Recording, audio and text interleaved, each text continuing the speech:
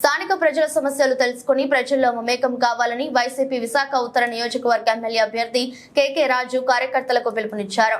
విశాఖ ఉత్తర నియోజకవర్గం 14 ward Seethammadhara port stadium east gate దగ్గర 14 ward corporator K Anil Kumar Raju ఆధ్వర్యంలో వార్డు ఎన్నికల కార్యక్రమంలో ఏర్పాటు చేశారు.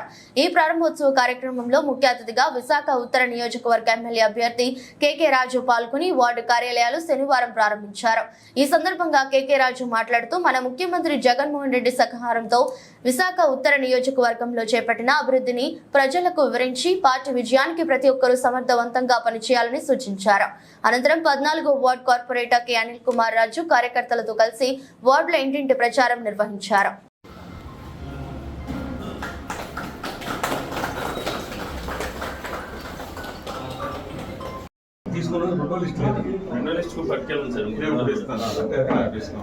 రెండు బూతులు వచ్చింది.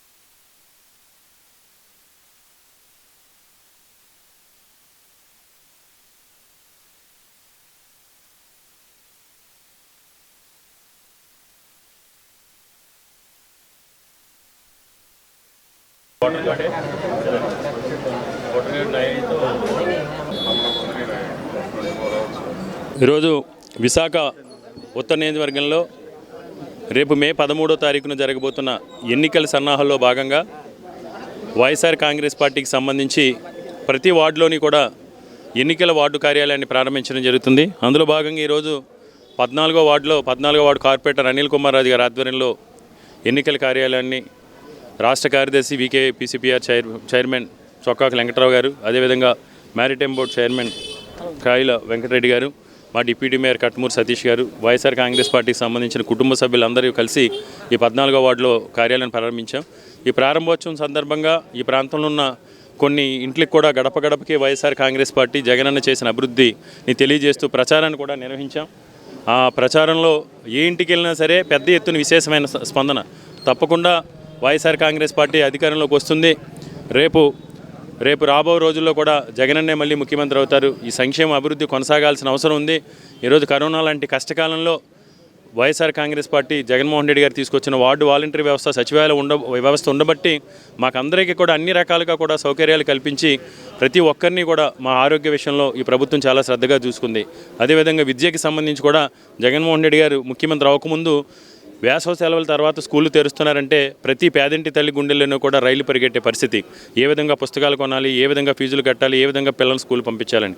కానీ ఈ రాష్ట్రంలో స్కూల్ పిల్లల పుస్తకాల కోసమో, ఫీజుల కోసమో, లేదా బట్టల కోసమో, చెప్పుల కోసమో ఎవరిని కూడా దేహి అనాల్సిన అవసరం లేకుండా ప్రతి పేదింటి అక్క చెల్లెమ్మ కూడా ఆత్మగౌరవంతో, ఆత్మవిశ్వాసంతో ఈరోజు పిల్లల్ని స్కూలు పంపించే విధంగా జగన్మోహన్ రెడ్డి గారు తీసుకొచ్చిన విద్యా విధానంలో సంస్కరణలు ఈరోజు ప్రతి ఒక్కరిలోనూ కూడా ఆత్మవిశ్వాసాన్ని నింపాయి. అదేవిధంగా మహిళా సాధికారత విషయంలో కానీ తప్పకుండా ఈ గడిచిన 4 సంవత్సరాల 10 నెలల కాలంలో ఏదైతే ఎన్నికలకు ముందు జగన్మోహన్ రెడ్డి గారు చెప్పారో 2019 ఎన్నికల ముందు మన ప్రభుత్వం, మన వైఎస్ఆర్ కాంగ్రెస్ పార్టీ ప్రభుత్వం అధికారంలోకి వస్తే కులం చూడడం, మతం చూడడం, పార్టీలు చూడడం, అర్హతనే ప్రమాణకంగా తీసుకుని నిష్పక్షపాతంగా, అవినీతిరహితంగా, నిజాయితీతో, నిబద్ధతతో ప్రజలు కల్పించిన ప్రతి అవకాశాన్ని కూడా సద్వినియోగం చేసుకుని ప్రజాసేవ చేస్తామని జగన్మోహన్ రెడ్డి గారు చెప్పడం జరిగింది.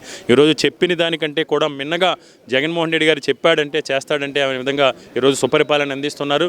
ముఖ్యంగా ఉత్తరాంధ్ర ప్రాంత అభివృద్ధి, విశాఖపట్నం ప్రాంత అభివృద్ధి ఒక వైఎస్ జగన్మోహన్ రెడ్డి గారి వల్ల మాత్రమే సాధ్యం. ఈరోజు మా ఒక్క నియోజకవర్గంలోనే 1450 కోట్ల రూపాయలు పెట్టుబడులు తీసుకొచ్చి ఇనార్బిట్ మాల్ కానీ, రైహేజ్ ఐటీ టవర్ కానీ, ఏఎంసీ మాల్ కానీ, 5 కన్వెన్షన్ సెంటర్స్ కానీ తీసుకొచ్చి ఒక్క ఈ నియోజకవర్గంలోనే 10వ తరగతి పాస్ అయిన దగ్గర నుంచి డిగ్రీ పూర్తయిన వారి వరకు కూడా సుమారు 15,000 నుంచి 18,000 మందికి ఉపాధి అవకాశాలు కల్పించే విధంగా పెట్టుబడులు తీసుకురావడం జరిగింది. కాబట్టి ఈరోజు నాపై పోటీ చేస్తున్న ఎవరైతే బీజేపీ అభ్యర్థి ఉన్నారో, బీజేపీ అభ్యర్థి రాజకీయంగా, నైతికంగా, ప్రజాసేవలో, నిజాయితీలో నన్ను ఎదుర్కొనే ధైర్యం లేక నా పైన తెలుగుదేశం పచ్చ మీడియాల ద్వారా నా మీద కుట్రపూరితంగా వ్యక్తిగత ఆరోపణలు, వ్యక్తిగత దోషంలో చేస్తూ ఉన్నారు. ఎవరు ఎన్ని కుట్రలు కుతంత్రాలు చేసినా ఈరోజు ప్రజలు చాలా విజ్ఞులు, ప్రజలు చాలా తెలివైన వాళ్ళు. అది మీరు గమనించండి. మీరు ఎంత పెద్ద ఎత్తున నాపై లేనిపోని దుర్మార్గపు ఆరోపణలు చేస్తే అంతా కూడా ప్రజలు మిమ్మల్ని తరిమి తిప్పి మీకు ఓటు రూపంలో కూడా మీకు సమాధానం చెప్పబోతున్నారు. ఎందుకంటే గడిచిన 4.5 సంవత్సరాలుగా ఓడిపోయిన ఏ రోజు కూడా ఓటమిని లెక్క చేయకుండా ప్రజాసేవే పరమదుగా జగన్మోహన్ రెడ్డి గారిని స్ఫూర్తిగా తీసుకుని ఈ నియోజకవర్గంలో అన్ని రకాలుగా కూడా అభివృద్ధి చేశాం. 7 హాస్పిటల్స్ నిర్మాణం చేశాం, అన్ని స్కూల్స్ని కూడా అభివృద్ధి చేశాం, 4 స్కూల్స్ని స్మార్ట్ సిటీ స్కూల్స్గా అభివృద్ధి చేశాం, 7 హాస్పిటల్స్ నిర్మాణం చేశాం, రోడ్స్ కావచ్చు, ఇన్ఫ్రాస్ట్రక్చర్ కావచ్చు, పార్క్స్ కావచ్చు, మౌలిక వసతులకు సంబంధించి అన్ని రకాలుగా కూడా ఈ నియోజకవర్గాన్ని అభివృద్ధి పదంలో చేశాం. ఈరోజు కేకే రాజు అంటే ఒక నాయకుడు కాదు, మనతో పాటు కలిసిపోయే మన కుటుంబ సభ్యుడు అనే విధంగా ఈ నియోజకవర్గ ప్రజలందరితో కూడా మమేకమయం. తప్పకుండా ఈ ప్రజలందరూ ఆశీస్సులతో, ఎందుకంటే ఈరోజు ఒక మంచి అవకాశం వచ్చింది.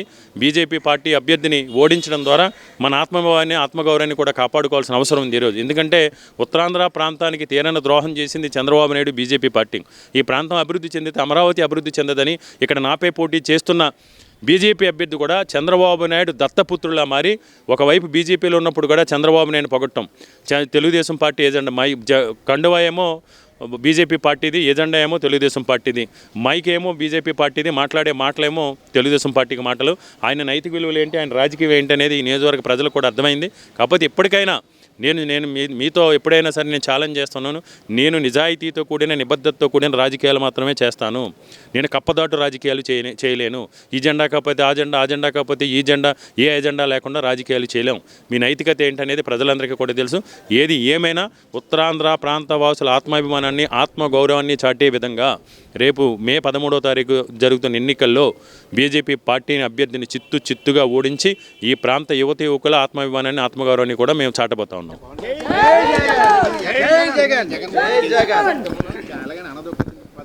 ఎవరు ఎన్ని సీట్లతో ఆయనకి ఎన్ని సీట్లు ఇచ్చారు?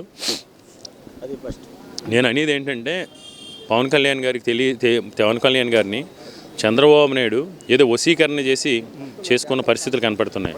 ఎందుకంటే ముందు అసలు పవన్ కళ్యాణ్ గారు పోటీ చేస్తున్న 21 స్థానం